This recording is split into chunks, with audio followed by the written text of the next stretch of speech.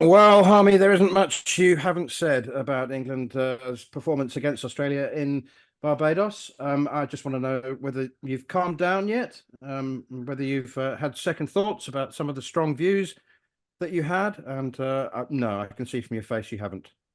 No, I haven't. I really struggled to some of the decisions that were made. I'm a lot calmer than what I was, but I was like, you've gone in with a game plan, pace.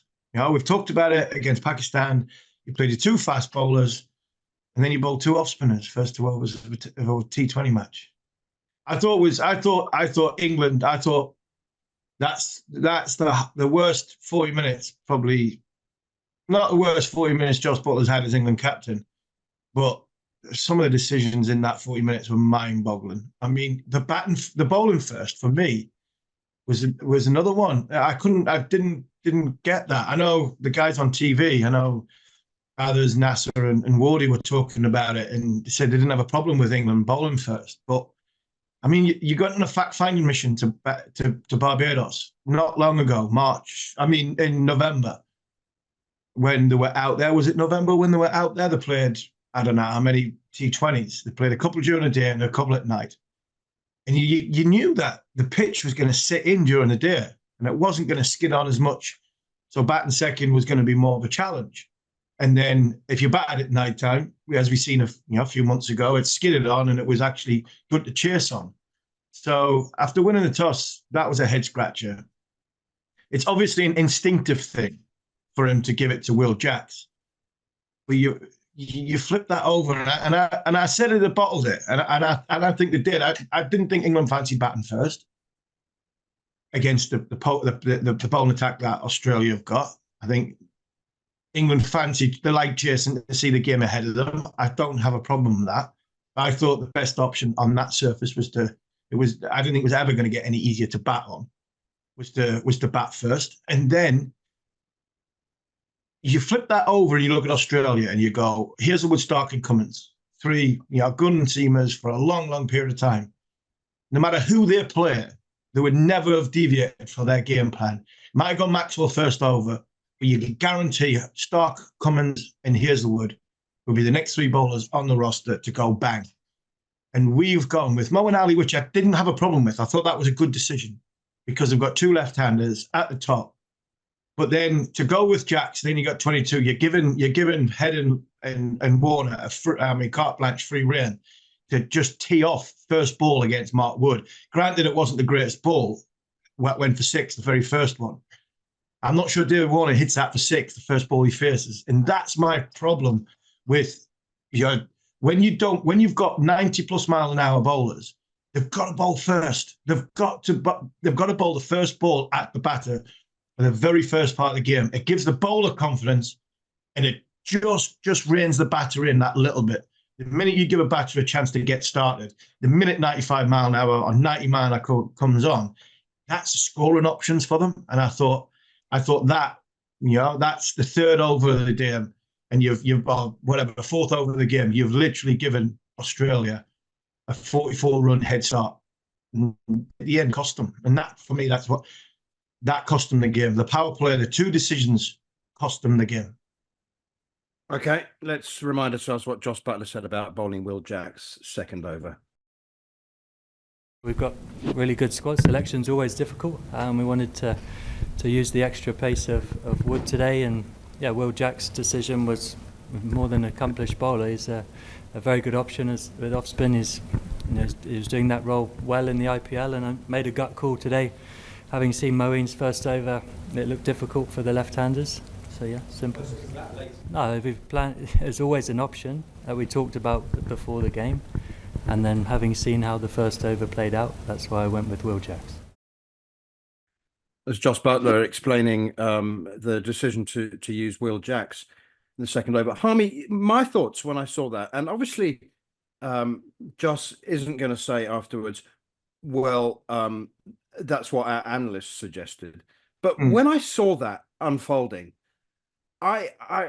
this is what made me most angry. I'm thinking, that's an analyst. That's a matchup. That's what analysts call a matchup.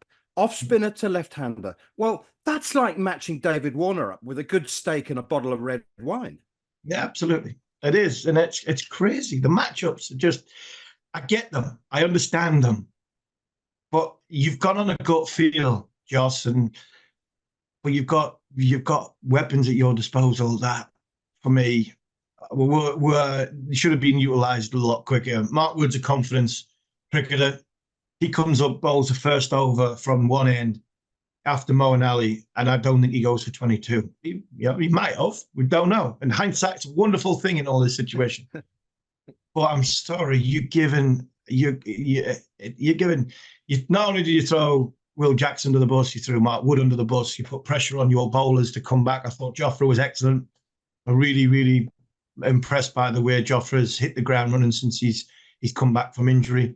And the clamour will be, that even the TV boys are going, Topley for Wood, and England make one change. And I tell you what, I went ballistic when I got dropped in Barbados, and I've told that story a million times on this show, how I went, and I still apologise to Sir Andrew Strauss now every time I see him.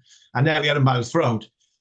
I tell you what, if I was Mark Wood and I got dropped for the next game off the back of that, I tell you what, you wouldn't stop me from going straight through Jos Buttler's door.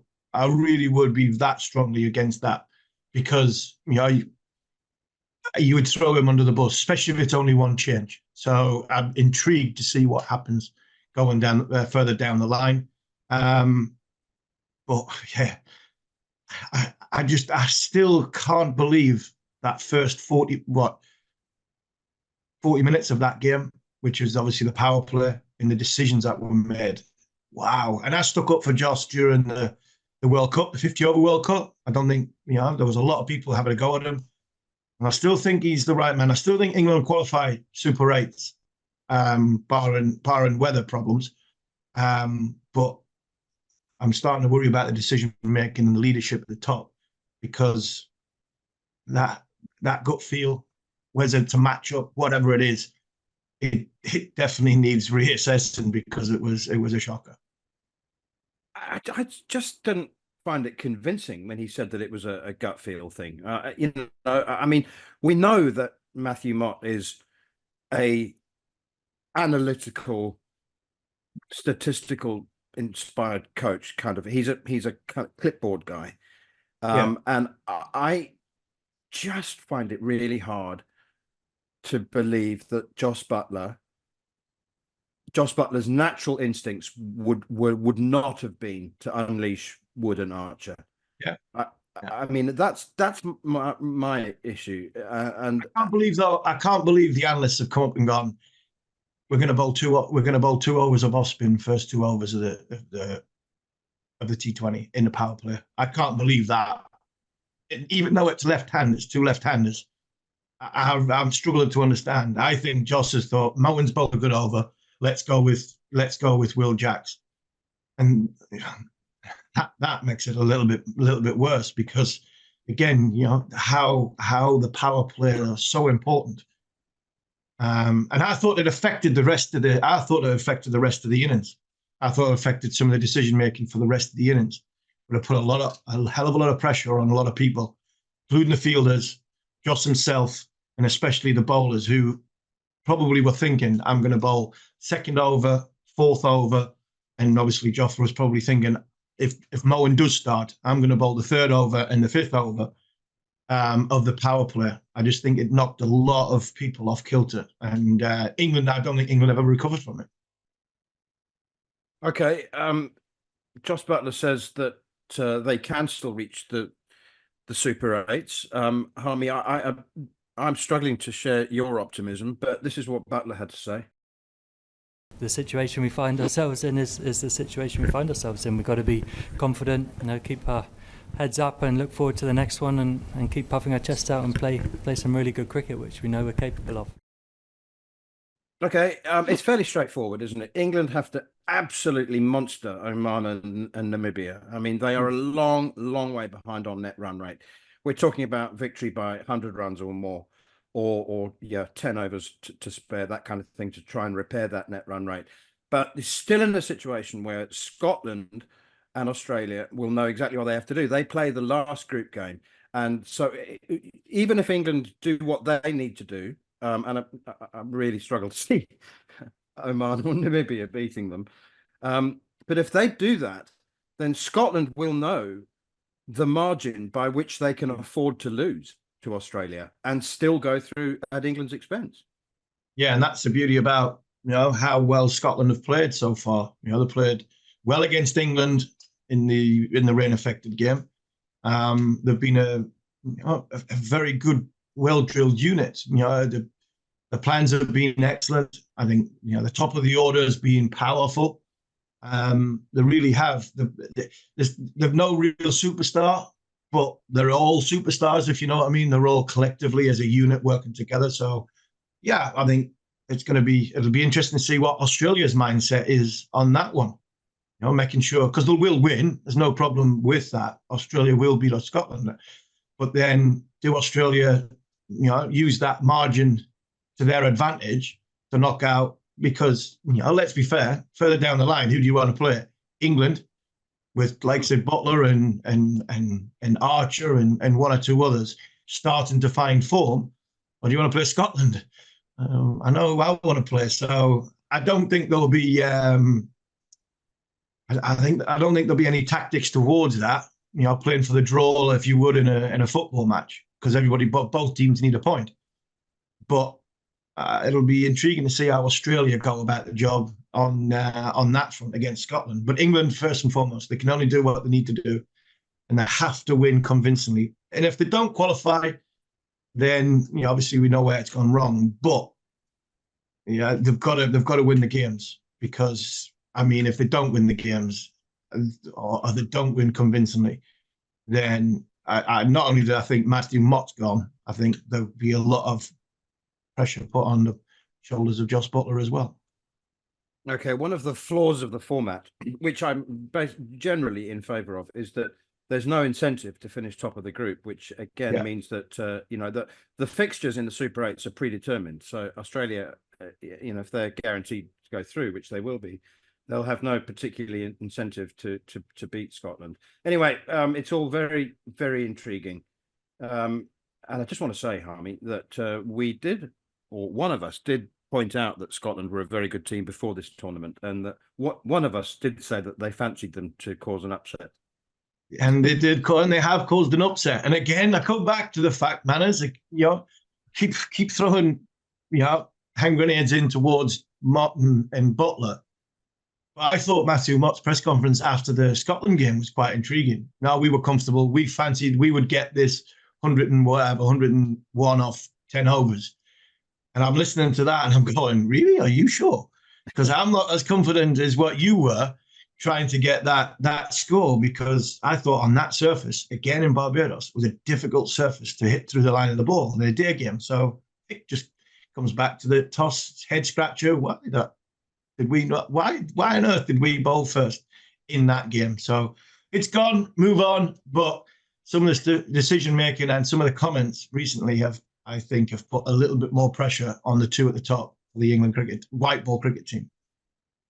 You're listening to Following On here on talkSPORT 2 with me, Neil Manthorp, along with former England fast bowler Steve Harmison, as we round up all the latest from the T20 World Cup.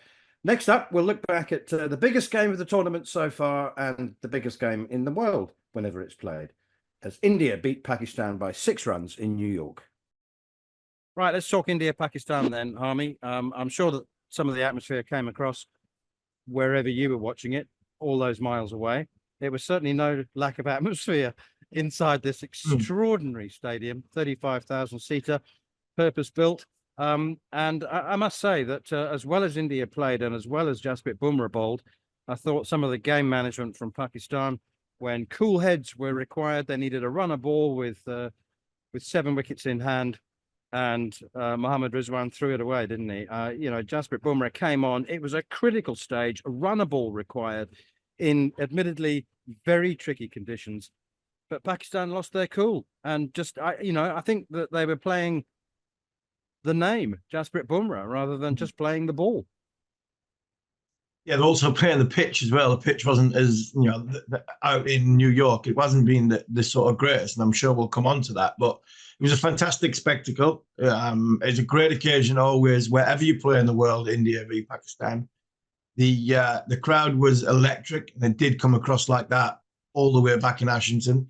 But what I would say is, when you play on that sort of surface, and I'm sure we'll talk about it after the South Africa game as well, that you definitely need, as a batter, you need different sort of skill sets. You need a different mindset.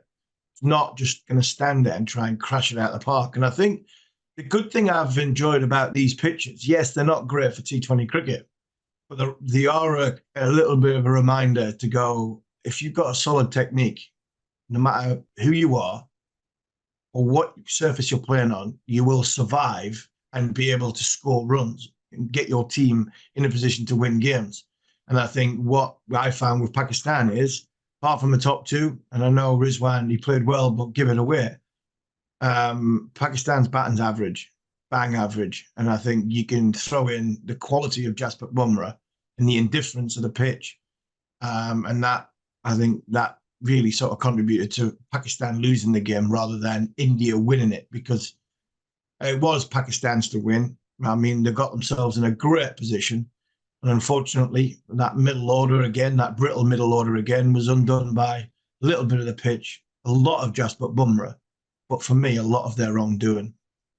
Okay, Rohit Sharma just makes no secret of the fact that Jasprit Bumrah is the man. As I said, the game was on the line. It was a runner ball, 8 wickets, 7 wickets in hand, and he called up Jasprit Bumrah, threw in the ball and said, right, win us the game, which he did. And this was what Jasprit Bumrah spoke about afterwards. The biggest positive for us was the calmness, because when we were batting in the morning, there was a lot more help. And when we started bowling, the skies opened up and the ball stopped seaming, and there wasn't a lot of lateral movement. So we had to be more consistent and more accurate. And we as a unit were very calm and very clear on what we wanted to do. So very happy that as a unit we were able to contribute and created that pressure. So that was the biggest positive. Not at any stage did I feel that, the panic had spread in the team and we were looking too far ahead. So that's a really positive sign for us.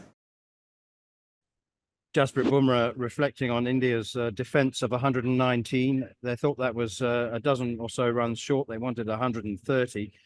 But they've looked good, India, despite the selection of Shivam Dubey in the middle order. He doesn't seem to have gone down particularly well with Indian fans for some reason. They want Rinku Singh in that middle order, but they are looking very good. And before we move on to that, let's hear from Pakistan's brand new shiny brand new coach, Gary Kirsten, reflecting on what was for them a very narrow defeat.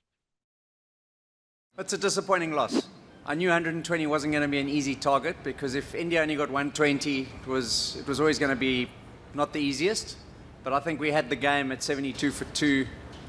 So disappointing not to get across the line from the position we got ourselves into. Some maybe not so great decision making when you got the game on, to run a ball, 8 wickets in hand, decision making at that point, and that's the game. It's international cricket for you. You make mistakes like that, you're going to pay. So I thought we made some poor decisions at important phases in the game. We knew it was going to be a tough wicket to bat on, so we managed the chase really well. We had that game for 35 of the 40 overs. Really, we had the game. We played good cricket and did everything that we needed to. So it's a disappointing loss. Well, he's hardly had time to get his feet under the desk, Gary Kirsten. It's been baptism by fire, and Pakistan have got a lot of work to do now to reach the Super 8s. They'll need to beat Canada and Ireland, and then net run rate could come into it. But by the way, I think England's task is considerably harder than Pakistan's. Pakistan can still get there. They need to hope that a couple of results go their way, and that the USA slip up, Harmy, and they can sneak in ahead of them. But Gary Kirsten's amazing. When we spoke to him soon after he was appointed or accepted the appointment, and he seemed quite calm about it, and he still sounds very calm about it. But what a time to take over Pakistan. Is there ever a quiet time to take over Pakistan? No, there's never a quiet time to take over Pakistan. And, what is a world event without a calamity of, a cluster of monumental blow-ups that Pakistan can often have in these big tournaments. If they're not fighting with each other, they're fighting with their board. And if they're not fighting with their board, they're fighting with some fans. I just think Pakistan, as a group, as a unit, I think just aren't at the top table. And I say that with all due respect to sort of Pakistan fans. I just don't think your team's good enough at this moment in time against India, against Australia, probably England, if England get their fingers out. I still think England's team is a lot more, more talented in depth-wise than what Pakistan have. But you're right. I think Pakistan will qualify for the Super 8s because I think, their task is not as challenging as what England's are. But as it goes on and it goes into the Super 8s, I think they haven't got a bad bowling unit. It's just that brittle middle order. Once Babar's gone and Rizwan's gone, I think we've seen in England and then at the Oval, and then we've seen here so far that once they go one day, it seems as though they know it. They're resigned to the fact that in the dressing room, once they lose their sort of talisman leader in Babar Azam, that it's like looking around the dressing rooms and going, well, who else is going to get the rest of these runs that we need? And unfortunately, I don't think the quality is quite there. They've got a lot of decent all-rounders. I still think they're one world-class player short in that number 4 or number 5 spot to really say Pakistan can challenge. Okay, I want to finish this section by talking more about conditions here in New York and about the fact that 100 has been about a par score. 120 has been a really good score.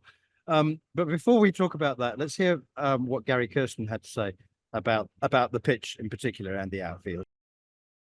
It wasn't dangerous by any stretch. I mean, the odd one rose up sharply, but not many. It generally kept a little bit lower. Difficult to score for both batting sides and also a fairly slow outfield. So, it was never going to be a big total. I would have said 140 would have been a really good score on that pitch. So that India didn't get that. So I thought we had the game. We knew it was going to be tight. But sometimes it's fun seeing games like that as well. It's not always about sixes and hitting 230s and 240s. You can actually have a really entertaining game on 120 chase. Sometimes it's fun to watch a game like this where it's not only about hitting boundaries, but you also have to be able to use 120 balls really well. As I said, we did for 15 overs and then we lost the plot. Well, there you go. Gary Kirsten saying that sometimes it's good to have low-scoring games. I've found them thrilling, Harmy, absolutely thrilling. We just spoke to Heinrich Klaassen after the South Africa game, and he said that it's required the biggest change of mindset that he's ever had to do in his career. He said no cross-bat shots, uneven bounce. You've got to play very correctly. And he said we approached the whole innings as if it was the middle overs of a 50-over game. We played straight. We tried to rotate the strike, which is really hard on such a slow outfield. But he said that it was tense cricket. He enjoyed it. He did also question whether it was the best product to be attempting to market to a new audience here in the United States. But it's interesting, nobody who's been playing in these conditions has had a really harsh word to say. And I know that they're not allowed to, but genuinely, they haven't been critical. They haven't had to bite their lip.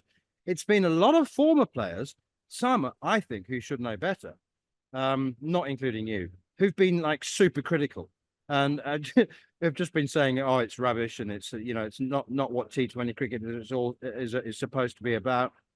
Well, I found the IPL shudderingly boring compared to these games. Yeah, I agree. I totally agree. And I think with these games, you get this. I love the low scoring affairs because they are so exciting. They really are. You have to work hard. And you mentioned Klaassen there. He's probably, I would say he's the best one-day or white ball batter in the world at this moment in time. I'm trying to think of anybody else in 2020 format who is as good as Klaassen at this moment in time. But if you've got a good technique, you can survive and you can play. And he did. He got his team over. He got his team. He got player of the match in South Africa's victory. So you can bat on it. It shows the level of, I think, you need of consistency with your technique and understanding the game itself. That angles, areas, running between the wicket is a lot more important than just standing there and trying to biff it as far as you possibly can on a good wicket. Because in the T20 format of the IPL, when 200 and 220 was a par score, yeah, you have one quiet over as a batting unit and a bowler bowls a good over, all of a sudden the game is over. That's it. You go from chasing 12 and over to 15 and over in one bad over. It's over. It's game. It's game, set, match. Where in this game, you know, you're always in it. You've always got a shout, and one good over can get you above the rate, but it's not going to win you the game. If somebody went and got 15 or 18 off an over chasing 120, you still fancied the ball, you know, far outweighing the bat. And that, for me, makes it a more exciting game. Is it? Yes, he's right. Is it the product that we're trying to sell to America? I'm not so sure. But I think I'd had to be in the mind of the ICC. And you're right. I think there have been people who have been overcritical of these surfaces. But it had to be in the mind of the ICC, knowing that when we go to New York, this pitch might not be very good. And it's not going to be a slugfest. It is going to be, you know, better cricket. But I'd be so intrigued to, you know, ask selectors or, you know, board members or management members from each of the nations that if you knew these surfaces were going to be like this, would you have picked a different squad? Would you have picked a better team? If you look at somewhere like England, and there's a name obviously that comes straight to mind, you'd go, well, if you knew the wickets were going to be like this, would you have picked Joe Root? Because Joe Root gets a run of ball on any given surface, whatever you play in the world, no matter what it is. He could get it on my back garden if he really wanted to against a half decent bowl, because that's how good these players are. So it'd be interesting that, you know, thinking about it, did the pitches come into it? Because, you know, with all these drop-in surfaces and the way it's gone, I'm intrigued to know, you know, because there are going to be more games on these pitches like this, and 120, like you said, is going to be a good score. So for me, it's been more exciting than anything else. The highlight for me, and this is the last point in this section, is that a fast bowler won the game, and he didn't win it in the last over.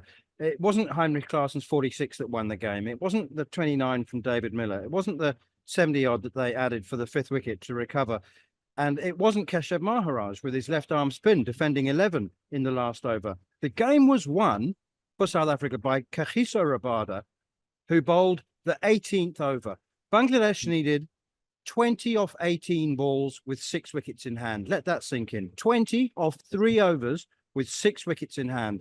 And Kagiso Rabada trapped the top scorer, Tawhid Hridoy, for 37 with the first ball of the 18th over, and gave up 2 runs. Suddenly, Bangladesh are needing 18 off 2. Suddenly, they need from a runner ball, they need 9 and over in the last 2. And Rabada, you know, it's so easy to pick out the obvious highlights, but when a fast bowler wins it like that, I just think there's something really, really special. As I said, okay, roll out the flat wickets and let's get back to 26s in a game. You know, if we have to. The interesting bit of that is I've watched that last over, and then I've watched it again because obviously the highlights really showed it again. And I'm going, if Maharaj bowled that last over in the IPL, he would have gone for 22. If that was the last over if that was the last over of the first innings, that would have gone for 22 and more, because 2 out of the 6 were in the slot, absolutely in the slot. And because the way the surface was, it didn't go. It didn't go. Plus, the batter's not in a position to sort of hit the ball through crash it through the line of the ball, because the way the sort of tempo of the innings has been going. And I've got no doubt, if it was in India when the ball was flying everywhere, them 2 full tosses, I think would have gone from Chennai to Mumbai, because they were there to be hit. So it just shows you different mindsets. You are used to trying to run it around. Then all of a sudden, when it comes to hitting the big shot, you know, you even good players struggle to do that. So, you know, it does throw up, I think, fascinating cricket when you are on a surface which is probably giving more help to the bowler than it is to the batter. I don't know about 22. I think it might have gone for 32 on a flat wicket in Pune. You're listening to Following On here on talkSPORT 2 with me, Neil Manthorp, alongside two-time county championship winner Steve Harmison. The next up, broadcaster Melinda Farrell joins us to look at some of the other big stories coming out of the T20 World Cup. Most notable is the performance of Team USA, who are still in pole position to progress, and Uganda securing their first ever victory at a T20 World Cup in their first T20 World Cup. You're listening to Following On here on talkSPORT 2 with me, Neil Manthorp, along with former England fast bowler Steve Harmison, although not for this section, because I have the wonderful Melinda Farrell as my guest.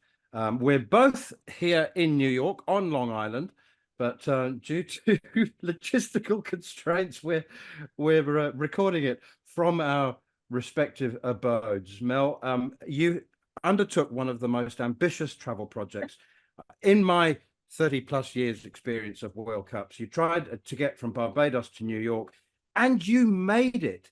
Despite a 5-hour delayed flight, you made it to the India-Pakistan game for the last 3 overs, which were the best.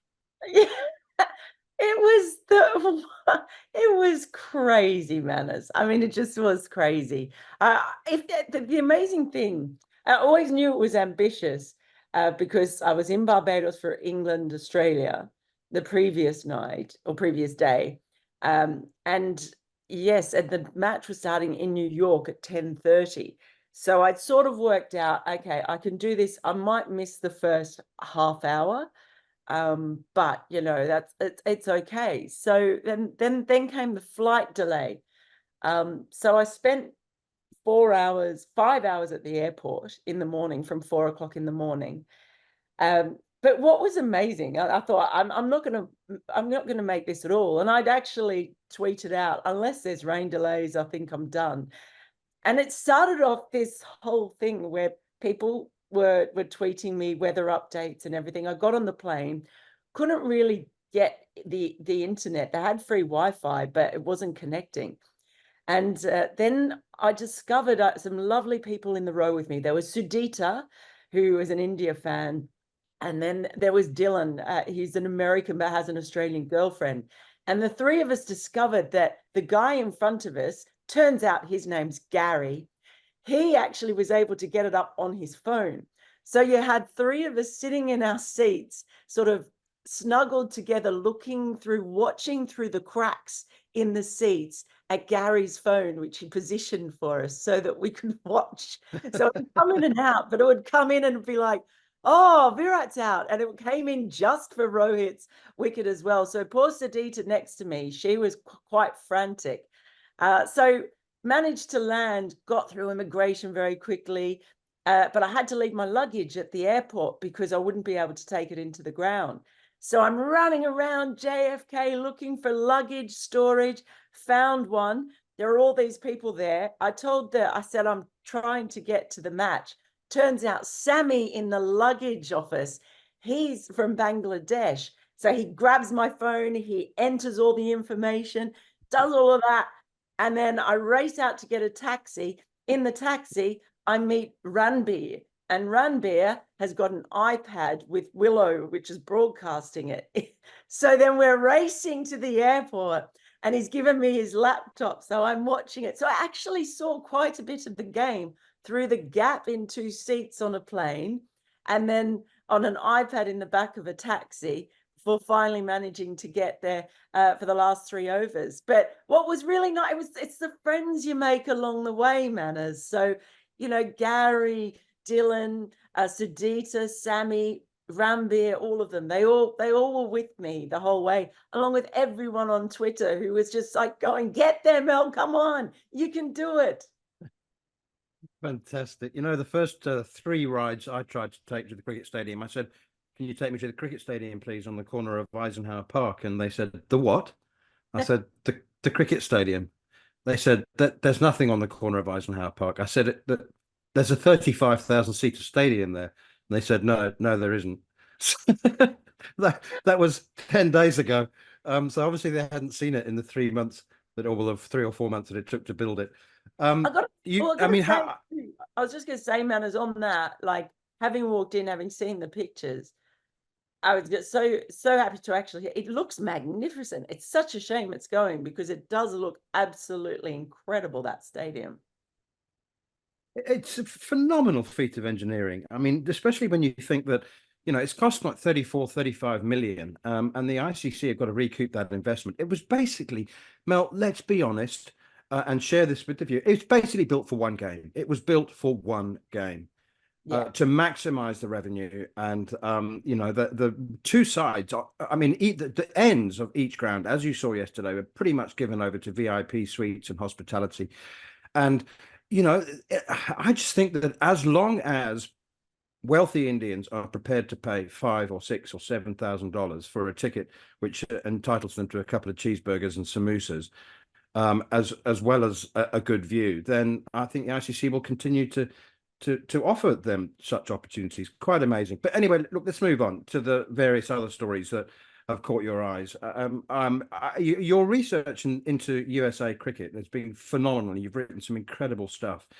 And I just find the chaos behind the scenes in direct inverse proportion to the performance on the field. I cannot believe Team USA are playing so well and could get to the Super 8s, probably will get to the Super 8s, when there's this malfeasant chaos going on behind them. It is quite incredible. And so what you have to, like, what people don't understand, the two biggest events to happen in America as far as cricket are concerned in the past sort of 12 months, Major League Cricket and this T20 World Cup.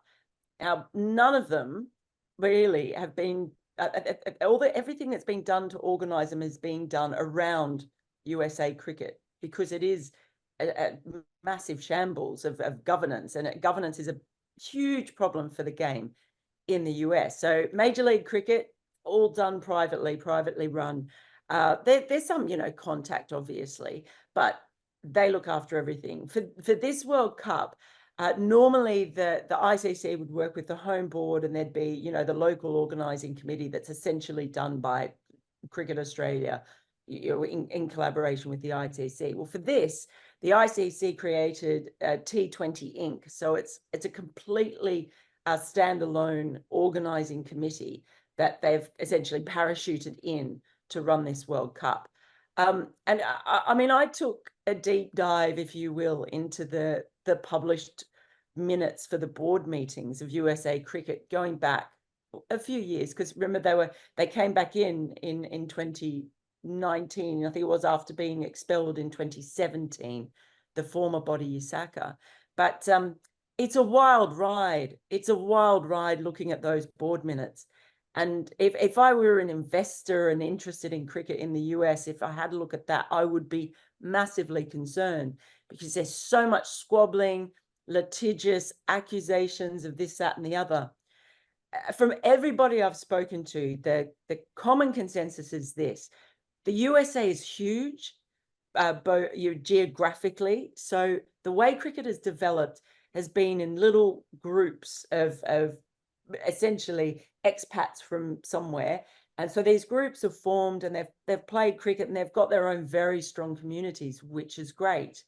But every time they try and bring those together to form a national body, there are factions, and they're quite deep-seated factions that like to run the game their way. And this is a massive reason why the previous organization, USACA, failed and was dismissed and had money withdrawn and everything else. So they formed a new body, but those old problems are still there. And this, from everybody I speak to here, this is the thing that holds cricket back. So people can say, oh, it just you need to get it on this TV or that TV, or it needs to be cheaper tickets and all this sort of stuff. USA Cricket has to sort its governance out, because if it doesn't do that, everything else is window dressing. It's all going to have to be done around them, which is not how you can really run a sport in a unified way. Even the legacy program that's coming after the World Cup, where they're putting, or they're setting up all this training for schools, plans to have 1 million children play the game and be involved with the game up until the 2028 LA Olympics. That's being run essentially by the ICC. So the money that comes in from this World Cup locally is going to go towards that legacy, growing the game with children. But at least for now, it won't be administered by USA Cricket. So this is where it is. The one thing that might change things is because it's in the Olympics, that they're going to have to basically meet a whole heap of very stringent standards to satisfy that the Paralympic and Olympic sort of committee that looks at the governance and certifies each board as a national board. So that might be the only thing. But it's a wild ride. If you ever want to, have a good novel at night, go read the USA board minutes, because that's when you really start to understand, wow, that there's a lot to deal with here. Yeah, we're used to factionalism on cricket boards around the world, but I have to say, even I've been taken by surprise by the number of self-serving, self-promoting, and self-aggrandizing factions there are within US cricket. It's quite staggering, and so all the more credit to the players. What about a few other stories then, Mel, that have caught you? I mean, there are a few people saying that Uganda being bowled out for 58 and 39 is a good reason why we shouldn't have a 20-team World Cup. Well, they need to get a life, don't they? Yeah. I mean, what sport doesn't have blowouts?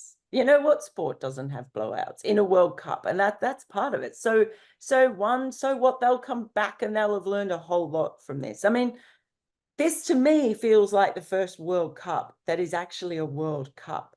I mean, I remember probably the last time I felt a bit more that way was probably 2015, my first, when in Australia, when you had the 16 teams, because even though those teams have been around, it's like we get rid of most of them in that first week, what you weren't allowed to call a qualifying week. And for me, I just think this has opened it up so much more. I had a bit of a disagreement with another journalist yesterday who doesn't it feels like the Super Sixes should be something special, and so doesn't really feel that it doesn't want to see teams like Pakistan or England miss out at the expense of associates, because they'll just get blown away anyway. My position's, so what? Like, if we want the sport to expand, I do feel like we need to open it up, especially in this format. I don't think sometimes people forget these countries play a lot of T20 cricket. They really, that is their format, and sometimes they play it a lot more than than the full member nations, because for some of them that's pretty much all they play, maybe apart from a few ODIs. So, and the other thing is they're used to scrapping in must-win games, because they live or die by all those qualifying tournaments they make, and it can be the difference between them being semi-professional and amateur. So they're very, very used to all of that, and I think that's why now that it's been opened up, we are seeing some really good. We're seeing some unexpected, I guess, for some results. We're seeing some real fight. We're unearthing new talent. So, I mean, I think it's fantastic. And so, if you have one team that loses, so what? I just don't get that. What do you want? I've seen so many blowouts in World Cups involving full member nations where one side has been absolutely blown away. Even a team like India being all out for 36 in a test match. Do we say, wow, that just shows India doesn't really belong in test, doesn't it? So I tell you one that stood out for me, though. Scotland is very interesting for me, where they sit now, because that's a real ding dong battle, I think, in that Group B. So for those who aren't following that, England, because they obviously lost to Australia, they've got to play Oman and Namibia, and they've got to spank them basically to get their net run rate right up, because they can only finish on a maximum of 5 points, and Scotland are already on 5 points. They gave Oman a real spanking, beat them by 7 wickets with 40 odd balls to spare. So they play Australia last. So if England win their 2 games against Oman and Namibia, final game in that group, you'll have Scotland and England on 5 points, and we'll see what the net run rate difference is. Because if Scotland beat Australia, obviously they're in, but if they lose, it'll be what's the margin? That's well, exactly. So Scotland are in that position where they could be, they could walk onto the field in the knowledge that we only have to lose by, and I mean that's quite disconcerting. That so if Australia make 200, Scotland will know that if they only need to get 140, something like that. Anyway, just on a final point, I just wanted to enhance what you said about the Associated Nations playing T20 cricket and how much they play. The US players play as much as 80 games, or as many as 80 games, 80 T20s in a year. It's no wonder they're good at it. And a final word on Uganda, by the way, just to anybody, a few people have said to me in the flesh, like, Uganda, when did they start playing cricket? For the uninformed, they were in the first 2 World Cups.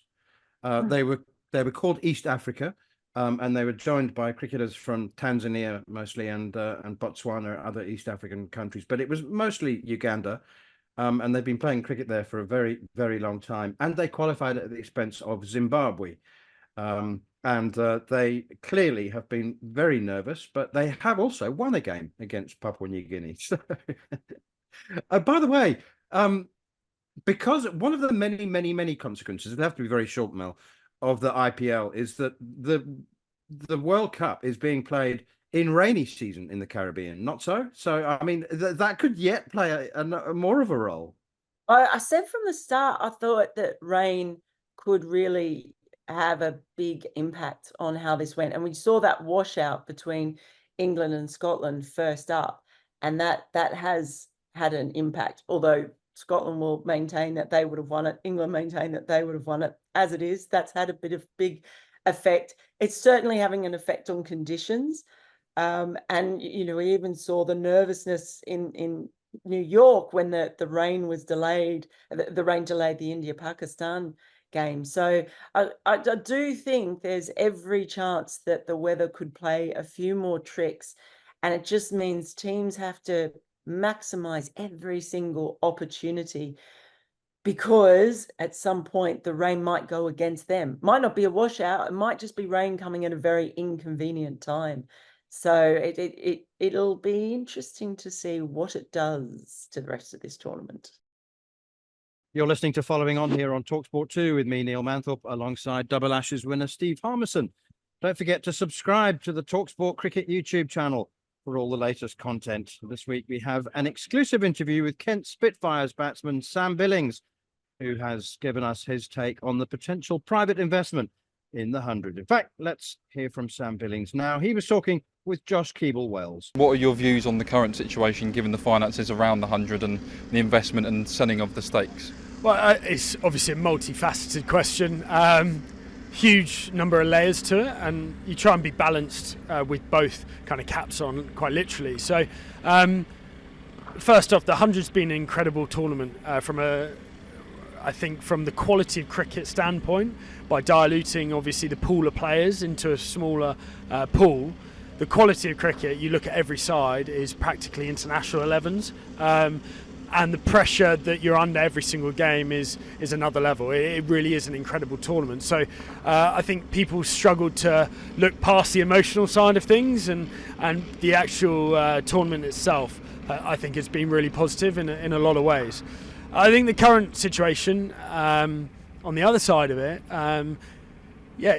I think with the private investment, if the money's used pragmatically and fairly, ultimately, I think it could be the best thing for the game in this country and growing the game in every single corner of the country. So,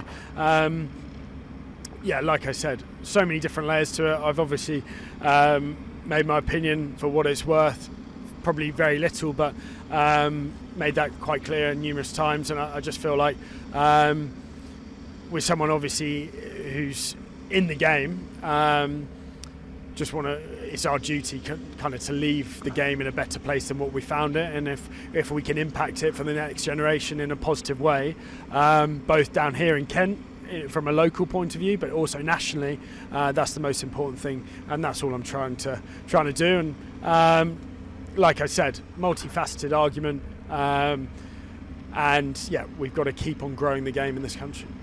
That was Sam Billings having a chat with Josh Keeble-Wells, and you can watch the full interview over on the talkSPORT Cricket YouTube channel. Let's move on to any other business, Harmy, and we've concentrated exclusively on the T20 World Cup. But I may have got this wrong, but Shoaib Bashir is 21 years old, the England off spinner. I haven't got that bit wrong, but No. I think he might be just have joined his fourth county at the age of 21. He joins Worcestershire on a short-term loan deal where he'll be available for 5 T20 matches and a county championship game against Surrey. That's from Somerset, of course. I wonder whether he's feeling a bit unloved and unwanted. I hope not. I don't care how many counties he's played for, and I'm not really bothered who he plays for in the next few weeks, as long as he plays. I'm just desperate for the boy to play, because I think if England were to pick on what I've seen of, Shoaib Bashir from close quarters, what we've seen in India, especially in them first 2 test manners when we were out on the ground, I like what I saw, and I think the boy's got a huge future. And I think is he England's best spin bowler with his height and his trajectory and the way he turns it? He's certainly got confidence. He certainly backs himself. So I think it's important that the boy plays. He could come play for me at Ashton if he wants, because we need as many players as we possibly can just to get him a game. Because let's be fair, England need as many options as we possibly can when it comes to the spin bowling option. I think we found two bowlers in the winter who can do a job, and I think it's about time they both kicked on in Hartley and Bashir.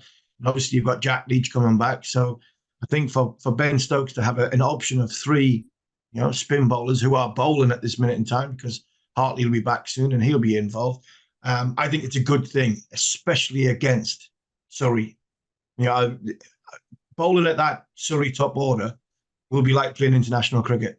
It really will. So I think it's an excellent move from Ashley Giles and Alan Richardson to bring in Bashir for even just a short-term long deal, which I think will benefit English cricket in the long term if Shoaib Bashir is the one that gets picked for the first test match.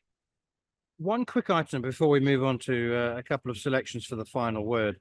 Pat Cummins has signed a 4-year deal with Major League Cricket side San Francisco Unicorns, and he didn't put it down to the fact that they're paying him $300,000 for a month's work. He said that he was excited about the opportunity that San Francisco offers him for a life after cricket. Yeah, so brilliant. It's brilliant. Honestly, it is. It's great for the MLC. It's not good news for the ECB. I know that. To have a name and a draw like Ricky Ponting going over, Pat Cummins going over.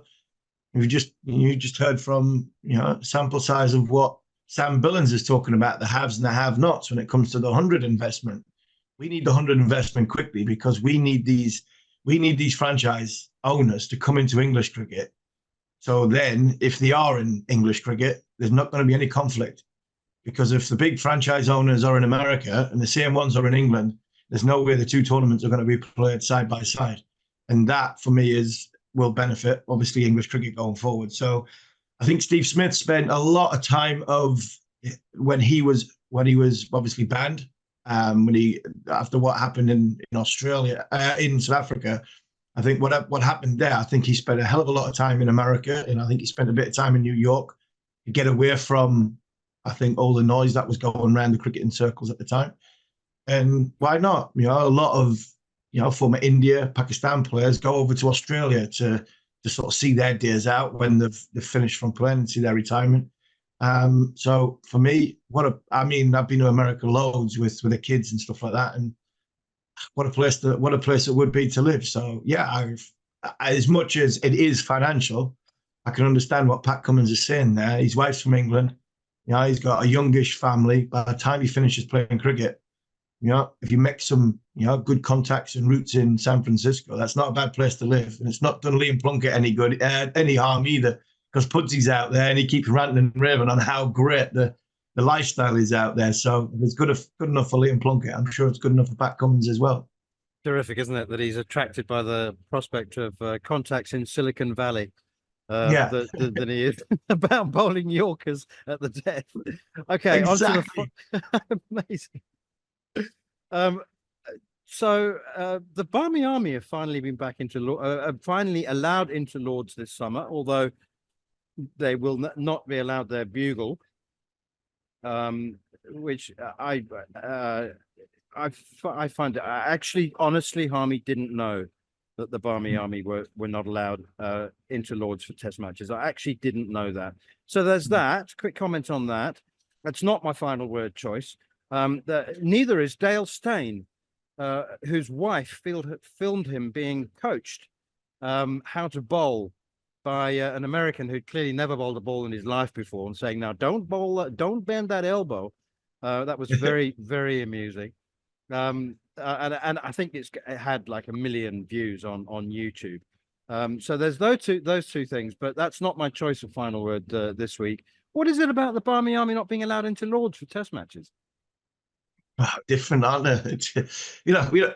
Lords don't like the working class going into their establishment, do they? So I'm surprised they let even me in to even play, never mind anything else. So yeah, there must have been a few eyebrows raised when a national lad walked through the gates and up the sort of famous steps. But no, look, it's great. I think it's great. The Barmy Army. That 12th man that every England cricket team or every England player needs at the end of a long day. I still can't believe they can't let the trumpet player in. I just don't see what difference that makes at all. Simon Finch. Yeah, Finchy.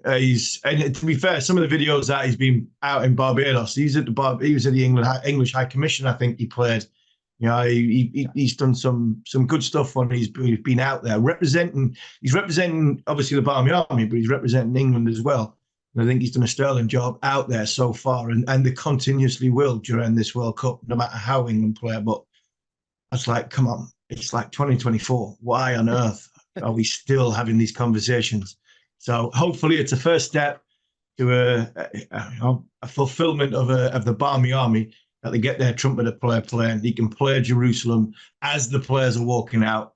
And, fingers crossed, the likes of Joe Root and Ben Stokes, who have clapped it so many times, can acknowledge the Barmy Army, at least in Lords, during that first Test match. And I think that will mean a lot to the players as well. And my choice of final word this week, Harmy, very quickly, I confess that when I was in my 30s and when I was in my 40s, I used to look at over 50s cricket and think, fellas, take up bowls, play golf. What are you doing? Your cricket days are over. Then when I turned 50, I really appreciated it. And I've watched 2 over 50s World Cups and absolutely loved it. And I'm assuming that when I turn 60, I will become more fond of over 60s cricket. And perhaps if I'm lucky enough to reach 70, I'll become a fan of over 70s cricket. And David Bumble Lloyd, talkSPORT's very own, well, he belongs to everyone actually, but he turned out for Lancashire over 70s. I think they were playing Staffordshire. Hadn't picked up a bat for 50 years and made 89 not out. And that just made me feel so good.